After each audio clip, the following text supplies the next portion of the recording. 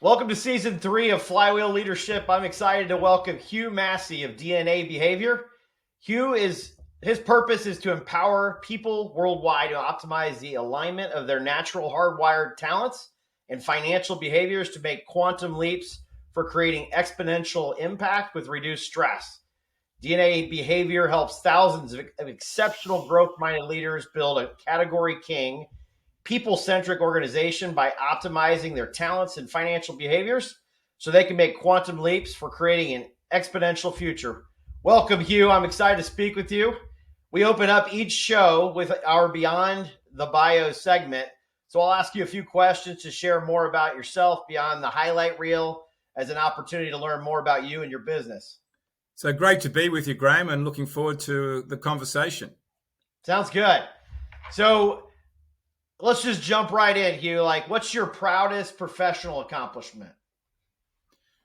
Proudest professional accomplishment? Oh, that's a really interesting question, and I think that some of that just comes back to perhaps having the courage to become an entrepreneur. But I think that more than that was to switch from the numbers side of the world, being originally starting off as an accountant and then being a wealth manager, running a family office, deal doer, if you want to call it, to leading a business that is a pioneer in the field of behavioral economics.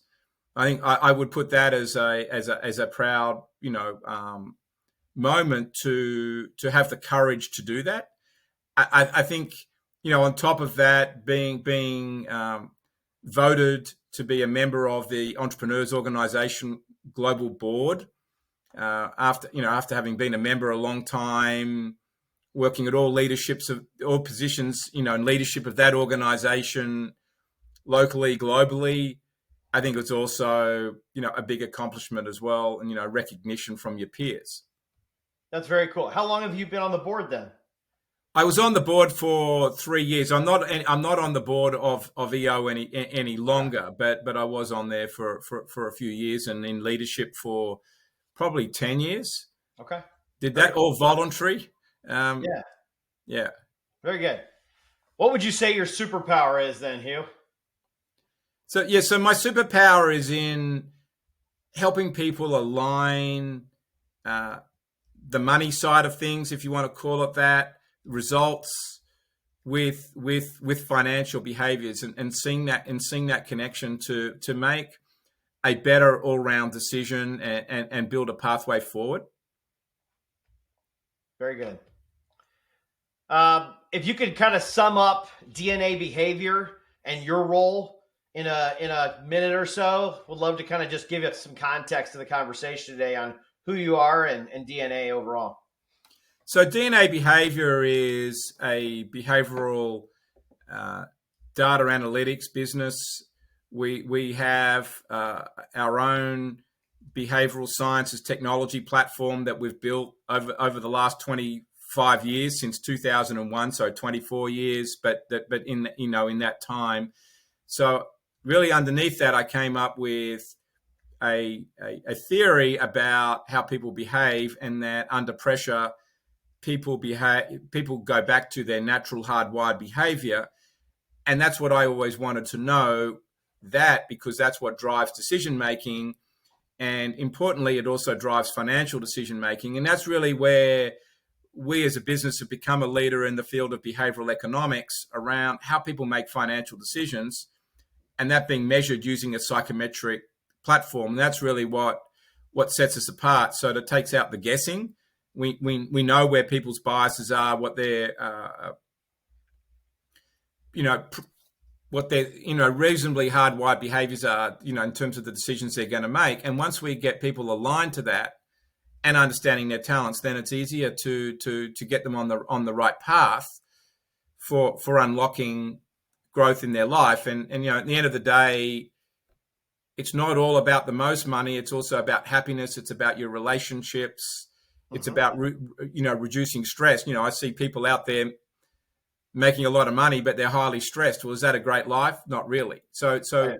but we've all got a place for us where we can do something great. And I think that's also a responsibility of a leader to help people to see that for yourself, but then and you can't help others if you can't do it for yourself, but is then to be able to help others be in the right place where they can outperform, and then make the right decisions in the company as well that are aligned between getting results and building relationships. So that's really what we're doing at DNA Behavior with behavioral insight and creating personalized experiences for people.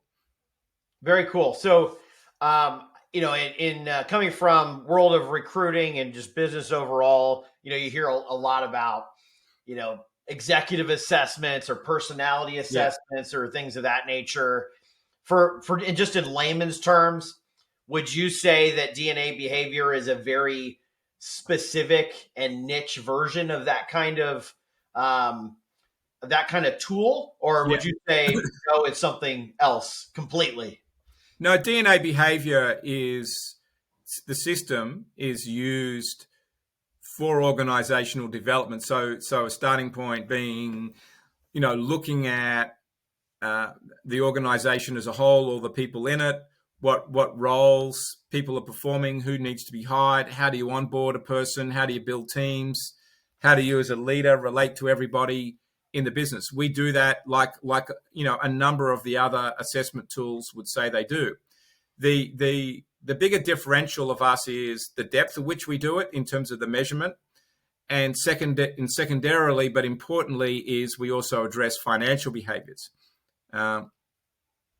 starting off with the leader. So that's really the big difference with us. And our system is extensively used by businesses with clients and customers and stakeholders. So it's not just seen as an employee tool.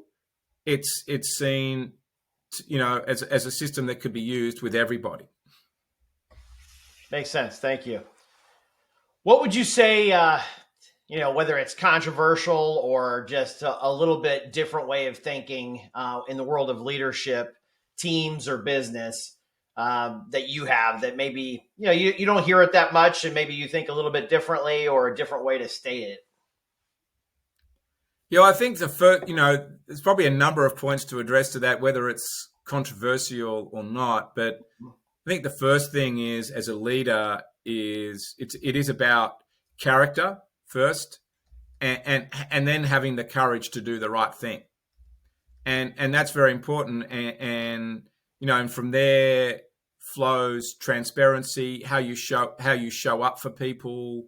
The people talk about authentic leadership. Well, you can't really do that if you haven't got the courage to do the right thing and even a little bit own up to your mistakes. I think there are people out there would say never admit a mistake, but I think that's not right. I think you do need to admit that you've made a mistake.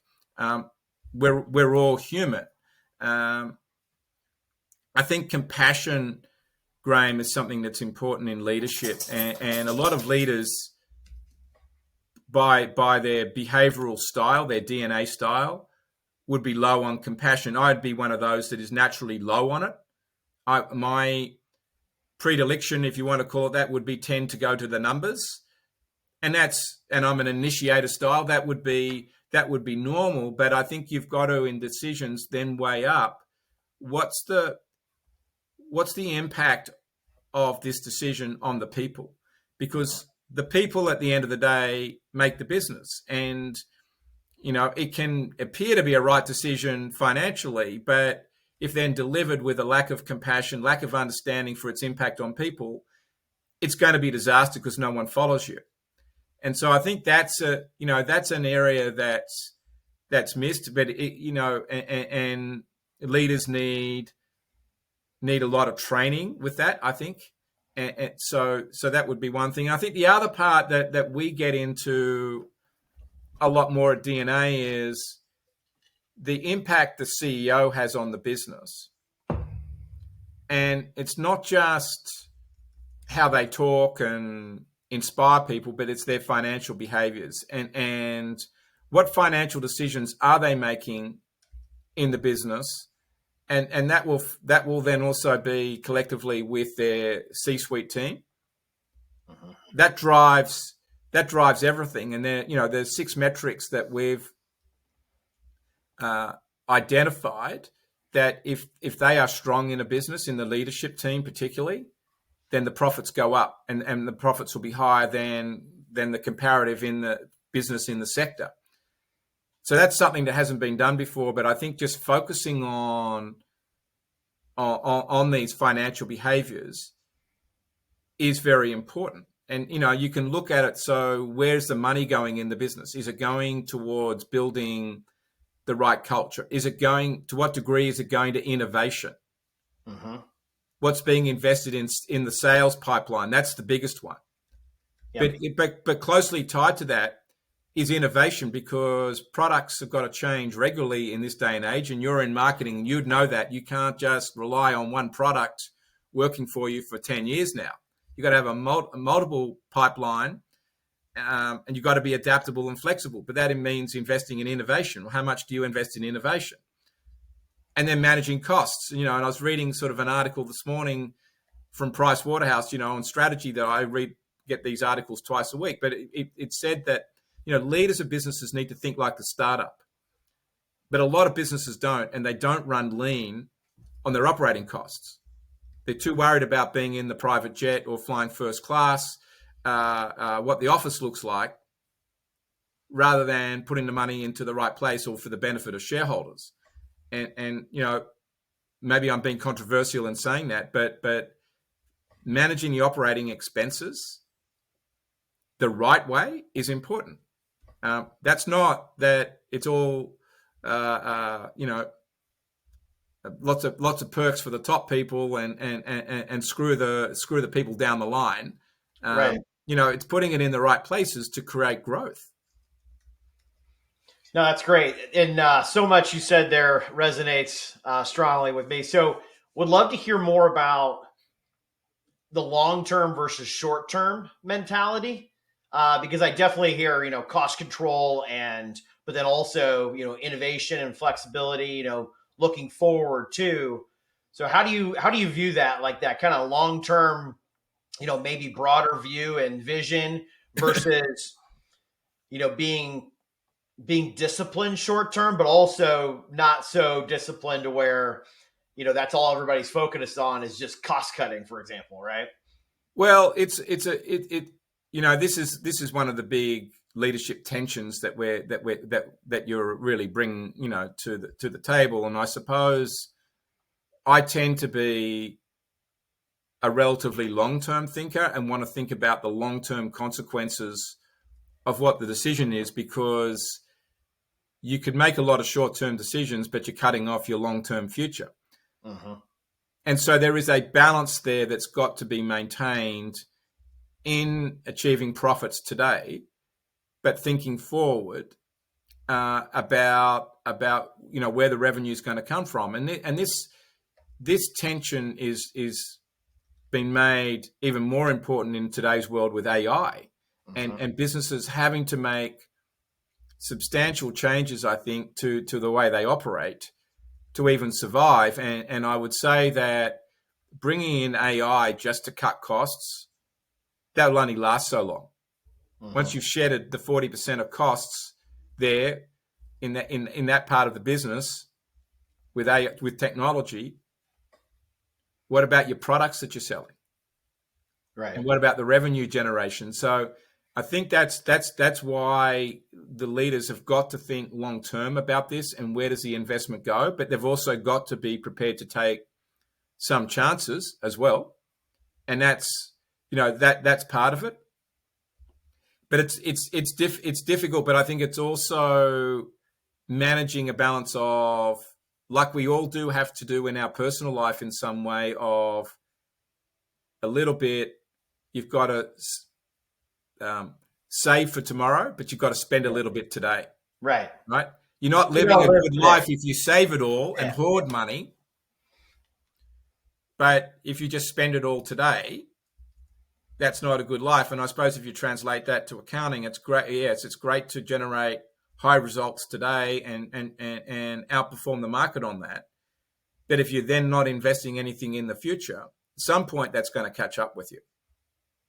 Makes complete sense. I've never thought of it that way. It actually is pretty similar. Like you got to be able to live today, but also save for tomorrow. It's not, one or the other, right? So, And um, and I think from a leadership perspective, because I suppose this is where where you're going, Graham, is with the podcast and that, in this conversation is that you have got to allow your team, doesn't matter what size of the business is, you've got to allow the team to take some risks. You've got to put people in place there, particularly in the innovation side, to open up some new opportunities.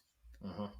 And because even though I might be the founder of DNA Behavior, I may not see everything for the future either, and that some of my team need to have a go at creating things that might help open up pathways, so long as we're doing that to our values, to the general direction of the business, what the mission is.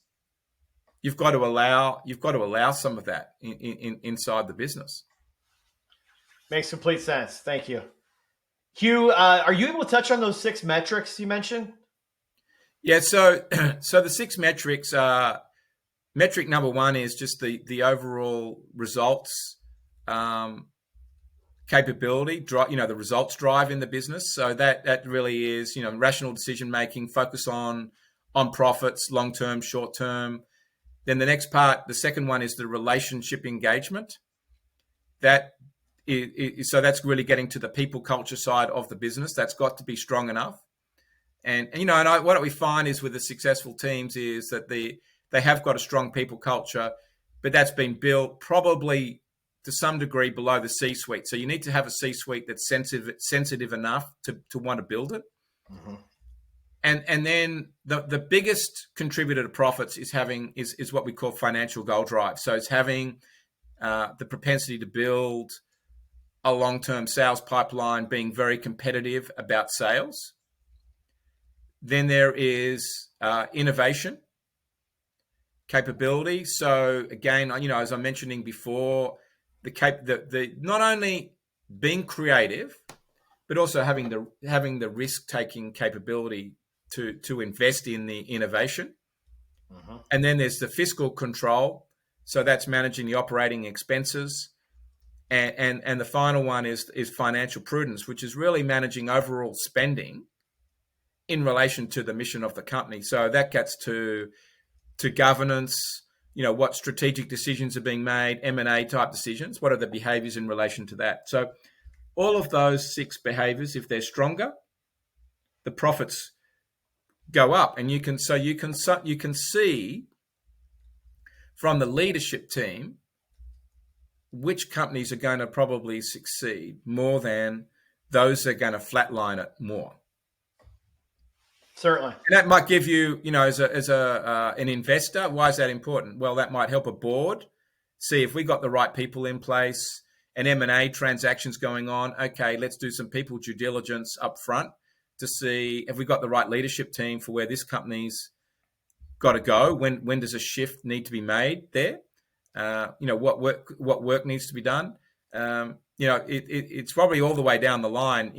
That this area could be looked at a whole lot more. Certainly. So Hugh, when I look at your background and about DNA behavior, I see a few threads that stand out as I would love to get your reaction to when it comes to, I haven't seen a group specifically like yours, so that's interesting. I'm sure there's others out there that are somewhat similar, but I haven't seen one that just kind of brings out that, I guess, unique organization with impressive financial aspects, technology, that seems to have a clear focus and just that link to AI as well. But also, I see some principles on, just that, like you said, culture, like leadership, organizational transformation type of work. So I'd love to hear your thoughts on kind of how you would react to that. Anything you want to share there? Well, I'm firstly, actually, Graham, very appreciative that you picked up all those things, and maybe that's saying that our marketing group are getting the points out there, and everything you just said then has been extremely deliberate and is really a reflection, I suppose, of the thinking that's been there for 20 years. It hasn't changed. I think it's just taken time for us to express ourselves properly, but also stick with the key principles. The big accelerating factor for us is AI. And I made that. I suppose AI's been there in some format for a long time, and people talk about it as a new thing. But I think for it to be a day-to-day tool, if you want to call it that all of us can tap into and get exponential results, whether it's creating a new product or saving time, it's only been there a couple of years. But I think the big difference for us was at the end of 2023, we're on the pathway where people would historically have completed an assessment, and then we've got 4,000 insights on any one person. How do you build it? Our technology is very good then at building tailor-made suits for people out of those insights and helping leaders. But the person had to complete the profile. That was the friction point. The shift came when we said, okay, what if we wanted to meet a goal of having 1 billion people in our database? What do we need to do? At that time, we were at about 2.75 million people. So that's a big gap, right? And the only way was with AI, and we had explored a methodology for this in about 2017 with a client, and it never really went anywhere. And because the client in the end made a decision to do something else, and so we dusted all that off and took a look at the way in which we would handle it, and we basically built a model inside our business, the AI-driven, DNA digital scan. And today we have 275 million people in the database just this year. From projects that we've done where we've been able to behavioralize some large databases. So that's changed the game for us, because now a person doesn't have to complete a profile for us to be able to provide a psychometric profile on every person with 4,000 insights. We've been able to reverse engineer our own system. And so long as we can identify who the individual is, we can create a profile. Well, that changes the game for us as a business. And you asked about accomplishments, and maybe that is an accomplishment in its own right. And I see no reason why we won't reach 1 billion people by 2030, which was the goal.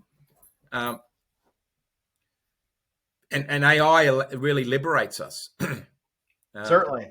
So digital scan. So we're talking about anyone with any kind of digital footprint that you can come up with a profile for them based on that. That's what we're talking about, right? Yeah. Essentially, if we know the name of the person, where they work, I'll do one for you, Graham, after the call, right?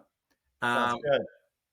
If we know their name, where they work today, or where they are today, even if, like my wife works at home, she's the home experience director, but she once upon a time had a career. So we can put an identifier on her and know this. So you don't have to have a big social media footprint for this to work, or public, profile for this to work. And we can produce the insights instantaneously. And you think about it, you're doing marketing and digital work. Well, we're helping some of our clients, particularly in the wealth management space, who've got, let's say, 100,000 clients that they manage, or members of families that they manage, and a couple of 100,000 prospects. Well, you could get a profile on all of them up front, rather than one by one having them go through a profile. So you think about the difference. If you're going to market, you want to be able to tailor the message to every person. Certainly. Be more precise with it. First meetings with a client, right?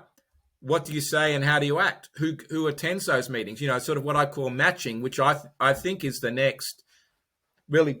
Hey, sorry, got a dog was being annoying. What's the next really big? What's the next really big thing? Yeah. And I think how people are matched to others and solutions. Well, you can only do that with behavior, at least precisely. So, but AI gives us scope to do that out the gate rather than the laborious process of getting people to be profiled. No, that's really cool. Makes complete sense. One question I had for you was kind of who that ideal customer is for you. Like individuals, executives versus, like you mentioned, wealth management. Are there any others that you'd like to mention as that you found a really that ideal type of customer? I think any organization that's trying to build long-term relationship with its clients is the ideal organization for us. So wealth management has been an area because we started off with I started off in that area. Yeah. The whole idea of behavior and money, people's financial behaviors being important, but we soon got to helping those organizations to implement that properly in their business. They needed to have the right team. So that's where we got to the organizational development part. So, but I think really any organization is trying to build longer term relationships with its clients, which would then naturally mean the teams, is a fit for us. We've got small businesses that work with our system. The ideal would be that there is probably 100 employees, and then the clients. But the wealth management firms are probably smaller than that. They might only be 10 or 20 advisors and employees in the firm, but they've got a lot of clients. That still works for us. Makes sense. I think anyone that's trying to hyper personalize the experience for their clients is a fit. Great, thank you. So let's talk a little bit about how this ties in more from a leadership perspective, Hugh. Like when you look at financial decision making and personalizing experience, like if I'm a CEO and I'm trying to move my organization forward, like certainly it could be about DNA behavior, but even beyond that, like how do you look at that approach, and how do I rethink how I'm leading my company? If I feel like I need to change the direction, it just doesn't feel like we're going in the right way, and we need to make some shifts. Like, what comes to mind for you on where you start with that kind of process? Well, I think I start off with one area I would always start off with in any engagement is on the client or customer end of the business, and I think looking at the client or customer surveys is really important. And one thing that's going to expose perhaps is something about the products. Are the products right? Mm-hmm. Well, that's one pathway of transformation. We've got to introduce new products, but also the surveys are going to tell you a whole lot about and the customer surveys are going to tell you a whole lot about the people serving those clients, the technology that's being used, the experience that's being created. Because at the end of the day, it's about building the right experience, and that's going to expose what area of the business perhaps is stronger and what area of the business is weaker or struggling in a particular way.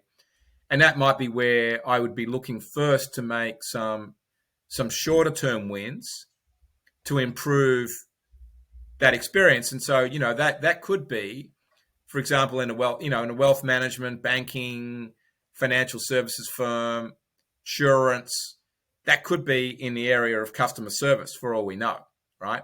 And that people feel, okay, yeah, I like the product, I got sold well, but everything after that's gone downhill. And I'm just using that as an example. That could then mean, well, that whole experience has got to be shifted. And how do you use technology for that? But how do you also put the right people in the right slots to do that? What training's needed? So that's where I think that's where I start. I think it's always about, if you're building an organization, it's got to be client first or customer first. It's got to start there. Now, that may mean product shifts. It may mean a market shift for the business. But I would still, that's going to come, though, from knowing more about what the customers want. Certainly. and potentially where the blockages are in your own business. Certainly.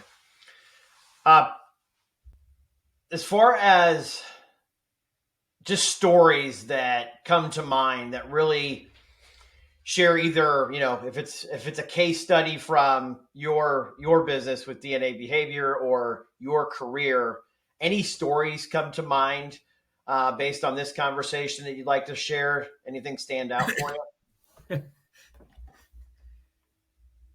There are probably a lot, and unpacking them. And I think that if I go back to, many years ago, when I was at the point of leaving my corporate career, and I worked in Arthur Andersen, big accounting firm, and a lot of people, know the history of that or think that Enron killed it. Uh-huh. I was in the Australian arm. Now I left 6 years before all that happened. Uh-huh. But while you could say that Enron killed the firm, I know from a conversation I had with an SEC commissioner who from that there were 9 other cases that were going to kill the firm in the United States, right? And the same is true in Australia. That there was a large insurance company that caused its demise. That just happened to happen or occur at the same time. But really, was it those? What was underneath is the issue of culture, I think, and what were the firm had become, I think, very focused on billings to the clients. Now, fair enough, you're in business to make money, to maximize profits. But again, this comes down back to that conversation about short-term, long-term. And I think that they lost sight of that and what the customers were actually saying. I think that psychological safety changed, and that's a big thing, for me, that it was not a psychologically safe environment anymore, and I didn't want to be part of that. Uh-huh. And that still holds true today, that psychological safety is a core value, that people do have to be able to express themselves, be who they are in the organization, be able to challenge management in a constructive way. Sure. And there's right ways of doing that, but if it's shut down, you have problems. And just look at what's happening to Boeing right now. That's a classic case, right? That's one right there, right now. And we get a story about Boeing every day. Right. And they're going to be more about Boeing. But that I think that was at Arthur Andersen, and they're not investing in the training. You see, and I think that was something that they when I went there, it was because you got world-class training. Well, that wasn't the case when I left, and I think that was part of the cultural decline. And I think that I'm very big on that when there's a management shift and a cultural then comes a cultural change. So long-term successful management gets changed with a new team, and they make shifts in the culture, you are going to see a change in the results. Now, that could be in some cases work out for the better, and other cases it's not going to work out for the better. Right. And I've given you a couple of cases there where it's not worked out, but I think that the other part that if I looked at an organization that we work with day in, day out here in Atlanta, where we have helped them with, they've grown very quickly. We've helped them with 40 acquisitions, but we've reviewed the people up front for cultural fit. That's where our system's been used. Now it's getting to the marketing side, the sales and marketing side. How do we get to know every person up front, put a tailor-made suit on? That's where that relationship's gone. But, fundamentally, we've helped them build or integrate 40 teams or organizations into one business. And that's come from then the leadership knowing everybody before they come in, onboarding them the right way, investing in the culture. Their success is also going to be resting on maintaining that. Certainly. I love that M&A use case you just mentioned. That's really powerful for sure. And then when you talk about what you just touched on, that underlying culture really stands out. Like not what's on the wall or what you advertise in some way, but really like how do really people act in the day-to-day business? Like what is the feeling versus just, what people say when they're pushed on the topic, right? Yeah, because it's easy to go to, like, there's a, I won't use its name, but there's a business that I've been to, here in Atlanta. They don't use our systems. They've got nice offices, the bean bags and the meeting rooms Mm-hmm. and the griller out there on the lawn and all that sort of stuff. And, they've got the slogans on the walls, people matter, and it's all about the people.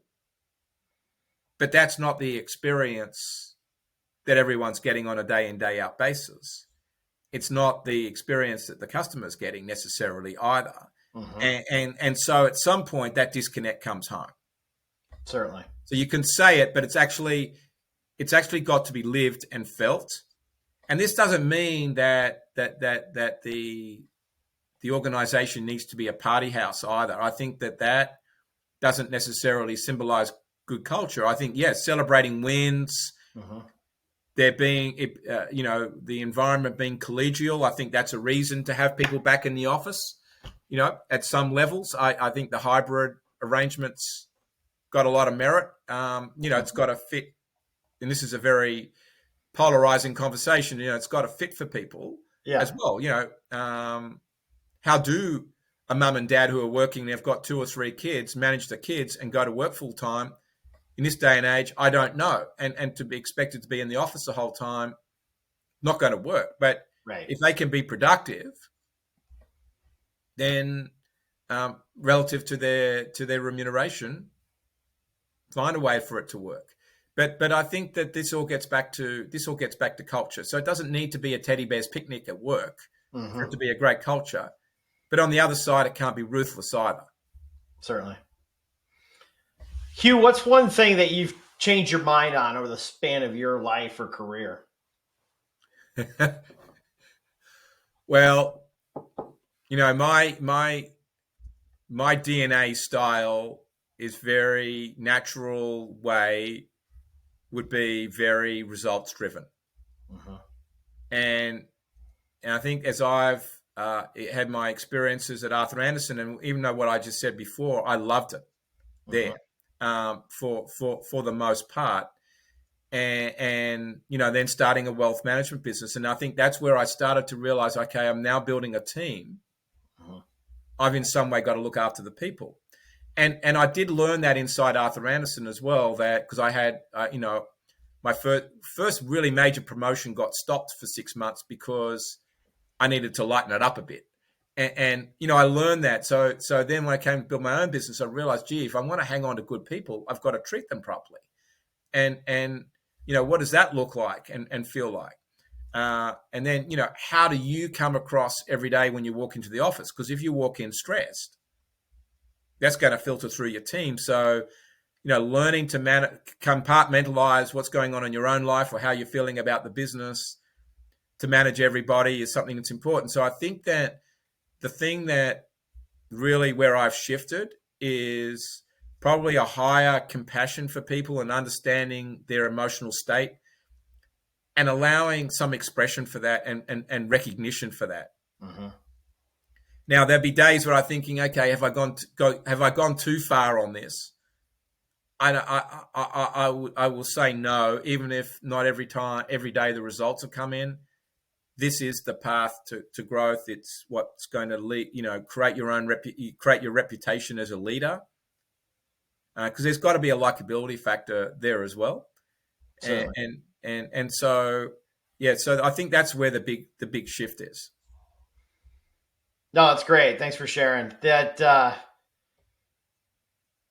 progression in a leader when you first come in to your career or first become a leader to when you start seeing how things really work versus maybe like how you operated in your own way and then realize sometimes that's not the best approach. Like you start seeing that progression. So I think that's really important to hear for leaders that are trying to make change or newer leaders that still have a long way to go with learning, right? And I think that people often get promoted to leadership because they're bright. They've done something good for somebody above them. They've got some inspirational quality there, or they're reliable. We've all got a trait that's probably got us there. I think that for me, it was about being very, I'm not going to say I was the sharpest tool in the shed, but I certainly wasn't the bluntest. But it was always about being reliable. I made sure stuff was done so that the person above me looked good, right? Mm-hmm. And that's what got me ahead. But then when it's my turn, you've got to be aware of what people are thinking and feeling below you to bring them along. And you can get away with being hard and pushy for a while, but at some point it catches up with you. And it might catch up with you on the day you really need that help. No doubt. For sure. We've gone through a fair amount, Hugh.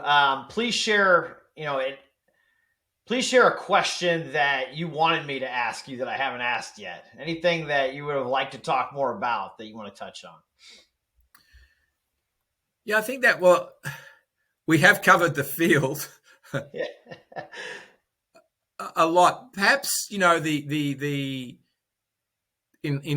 leadership, maybe the area we could have touched more on is perhaps psychological safety. I think that, and I think that I would want the listener today to go away with that at the forefront of their minds in building culture. I think it's all very well to say we've got an innovative culture, or the glue is good, or whatever. But I think that for leaders to, one, understand why is their business different, right? And it does come down to culture. But what do you do differently to everybody else? Because often businesses, you're in a marketing business, there's more than one marketing business out there, or digital marketing business. What do you do that's different to everybody else? That's part of the syrup. But I think part of it is psychological safety as well. That's what's going to hold a company together, that people feel safe to show up, to say what they feel, to confront management, to share ideas, to innovate a little bit, to take a risk without feeling that they're going to be fired. And of course, there's boundaries around all of that, right? On from how the leaders manage that and allow it, and the team members handle themselves the right way. You can't just rock up as a 21-year-old and start telling a 45-year-old CEO that what he's done for the last 20 years is wrong, right? I mean, right. But might be in some areas. But you can't. Smart ass behavior is not what we're talking about here. Right. It's about confronting problems, issues, opening up opportunities. That's going to come from the people, and I think that's where a psychologically safe environment is important. And the way we've always encouraged this at DNA, and I think this is where we're different with the profiles, is that we encourage the open sharing of profiles across the whole team, and I say to CEOs that are looking at adopting our system in their business, if you're not prepared to share yours with the whole team, don't bother using us. Love that. And I don't want them to. I don't want a wealth manager using our system with clients if they're not prepared to show a client their profile. Because what I do know is it really works when you do, because that is the ultimate level of vulnerability to share something about yourself. Yeah. But you're leveling the playing pitch. You're treating people as equals. And if financial planning is a spying sort of exercise from the wealth manager to know everything about the client, but the client doesn't know where they're coming from, is the client going to trust the planner? Not really. But if it's now a more open conversation, then there's going to be more trust there. You want to know your client, you want to really know them ins and outs. Like they got to get to know you enough to where they're comfortable. Yeah. Whilst it's still about the client, they've got to get to know enough about you so it's comfortable. Yeah. And so I think, Graham, you got the point there. And it's the same with the leader. The junior employee doesn't need to know everything about the leader, but they need to know something Yep. about them. Where's that CEO, or where's Hugh as the CEO coming from, right? And when you've got that understanding, then you can have more acceptance, you can have greater level of respect, and that's what leads to the trust. No doubt. Before we wrap up, Hugh, how can listeners best find you or follow you in the company? Yeah, so the best way to find me, I'm on LinkedIn, so the only Hugh Massie there, with that spelling we've got on the screen, in LinkedIn, and so that's one way. Go to our website. There's plenty of materials there. You can contact me at dnacare@dnabehavior.com. It's probably an easy way to get to me. But also, if you want to just get a sort of a handle on what DNA is, DNA behavior is, go to dnabehavior.com/start, and you can, go on the sort of a more structured journey from there. Reach out to us if you want to complete a profile or us to do a digital scan on you, and we'll show you how it all works. Love it. That's cool. I guess one other quick question for you, and we'll let you get back to it. What do you want those you've worked with to say about your impact on them? I think that Hugh gave me clarity on what to do next, clarity and confidence on what to do next, and that he really understood me. And I think that's really what I want people to remember about me. It's great. Love it. Hugh Massie, thank you for your time today. We appreciate you sharing. It's been great to spend time with you, Graham. Thank you, Hugh.